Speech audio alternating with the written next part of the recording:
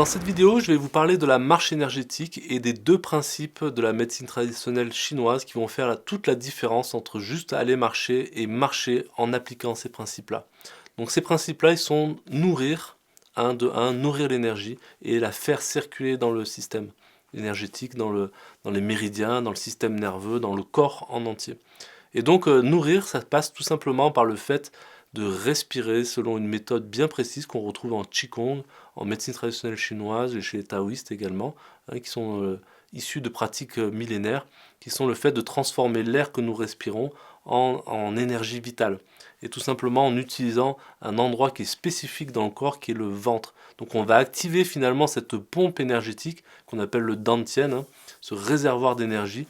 On va l'activer et le remplir d'énergie pour ensuite appliquer le deuxième principe, c'est-à-dire faire circuler, et le faire circuler dans le système du corps humain, c'est-à-dire principalement dans la colonne vertébrale, mais aussi dans les bras, dans les jambes, dans les méridiens, dans les organes, en fait que l'énergie soit répartie dans tout le système.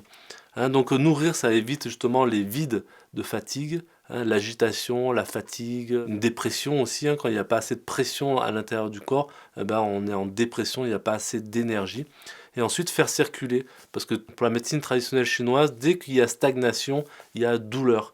Et ça peut passer simplement par des bleus, mais ça peut passer par des œdèmes, stagnation de liquide organique, ou des gonflements aussi, de stagnation d'énergie.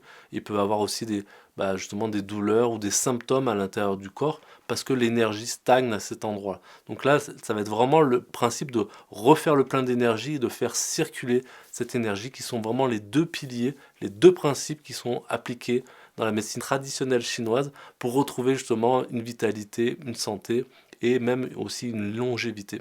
Donc je vous invite à en savoir plus sur cette pratique de la marche énergétique.